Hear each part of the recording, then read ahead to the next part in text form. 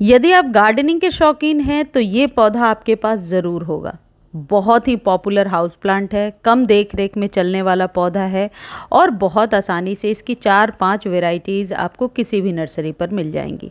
ये पौधा जहाँ भी रखा होता है वहाँ आसपास के एयर को प्यूरिफाई करता है और वातावरण को बहुत ही शांत और शुद्ध करता है। तो ये पौधा तो इस मॉनसून ज़रूर लगाइए यदि अब तक नहीं लगाया है।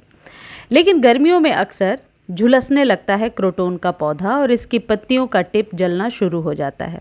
तो आज के वीडियो में आप जानेंगे कि क्रोटोन की केयर किस तरीके से करनी है, किस तरीके से पौधे को सूखने से बचाना है। सबसे पहली टिप ये है कि जब भी आप ये पौधा खरीदने जाते हैं तो माली ये ऐसा बोलते हैं कि ये शेड में चलने वाला पौधा है, आप इसको घर के अंदर लगा सकते हैं, जबकि ये सही नहीं है।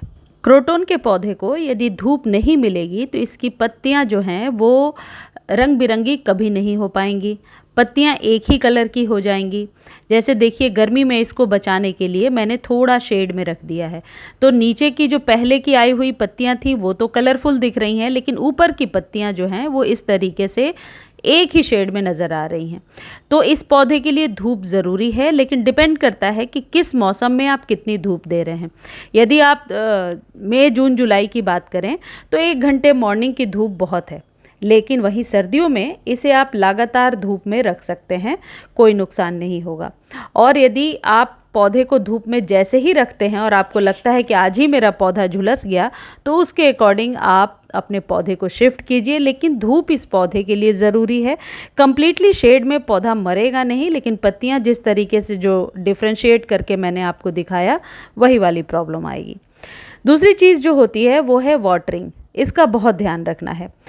तो गर्मियों में क्रोटोन को डेली पानी देना है। जब कभी आपको लगता है सॉइल सूख रही है, उसको थोड़ा मॉइस्ट बना करके रखना है।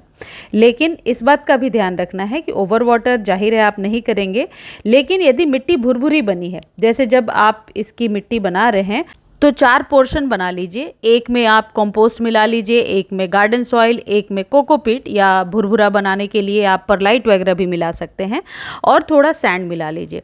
तो मिट्टी जो है वो चिकनी नहीं होगी और चिपकेगी नहीं आपके क्रोटोन की जड़ों में। क्रोटोन के ग्रोथ का ही ये टाइम चल रहा है। तो यदि आप अपने पौधे को आपने फैब में फीड किया था एक बार, यदि स्प्रिंग में, तो दोबारा फीड करने का ये समय आ गया है, यानी खाद ज़रूरी होगा। पानी आप समझ चुके हैं, पत्तियों को वॉश करते हुए पानी देना है। एक चीज़ और ध्यान रखना है कि ये जो पौधा है, कभी कभी जब इसमें पानी की कमी होती है तो शाम के समय आप देखेंगे कि बिल्कुल ड्रूपी पत्तियां हो रही हैं, बिल्कुल झुक रही हैं पत्तियां, और जैसे ही आप पानी देते हैं उसके थोड़ी देर के बाद ही इसकी पत्तियां वापस से टाइट और अच्छी दिखने लगती हैं। तो इस बात से घबराना नहीं है यदि गर्मियों में कभी ऐसा सिचुएशन भी आता है कि पत्तियाँ ड्रूपी हो जाती हैं। क्योंकि ये एयर प्यूरिफाइंग प्लांट्स हैं तो इनकी लीव्स को क्लीन रखना बहुत ज़रूरी होता है। इसलिए जब भी पानी दे रहे हैं पत्तों को अच्छे से धोइए। और इस पौधे को घना बनाने के लिए सिर्फ कटिंग और पिंचिंग ही एक तरीका है।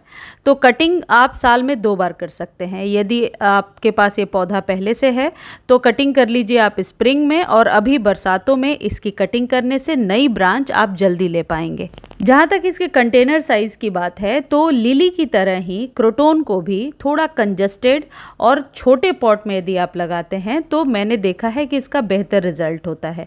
तो 6 से 8 इंच का कंटेनर जैसे मैंने लगा रखा है उसमें लगाइए। कभी कभी आप चाहें तो इस पौधे को इंडोर भी रख सकते हैं, लेकिन धूप दिखाना ज़रूरी है। तो ऐसा कर सकते हैं कि अंदर में एक पौधा रखा है, एक बाहर, और 1-2 दिनों पर एक्सचेंज कर रहे हैं। बाकी रही कि पौधे की प्रकृति को समझ करके ही पानी देना होता है, इस बात का ध्यान रखें। जैसे ही बरसात का समय आएगा क्रोटोन के लिए स्पेशल केयर मैं ज़रूर बताऊंगी। चलिए अब खाद की बात करते हैं। इसकी पत्तियों को चमकदार बनाने के लिए 2 तरीके के खाद इसमें हमेशा अच्छा वर्क करते हैं। या तो आप लीफ कंपोस्ट लीजिए, वर्मी कंपोस्ट लीजिए, या फिर आप नीम खली डालिए। नीम खली और जो वर्मी कंपोस्ट है ये इसके पत्तों को चमकदार बनाने में भी मदद करता है, जड़ों का फैलाव भी करता है। तो इसलिए इस खाद का इस्तेमाल अभी आप बरसातों के पहले, यदि 8 इंच का कंटेनर है तो 1 से 2 चम्मच आप कर सकते हैं। देखते हुए कि प्लांट कितना पुराना है। यदि प्लांट बहुत पुराना नहीं है, नया ही है, तो सिर्फ 1 चम्मच दीजिए, और यदि जड़ें बहुत मजबूत हो गई हैं तो 2 चम्मच दे सकते हैं।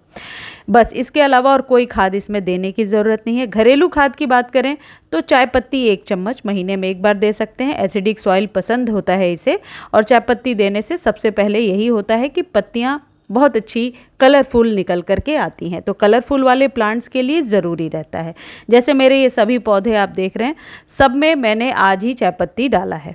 चाय पत्ती का इस्तेमाल मंथ में 1 बार करना है और 1 चम्मच ही डालना है। आप चाहें तो पानी में घोल करके 3-4 घंटे छोड़ दीजिए और फिर उस पानी को यूज़ कीजिए।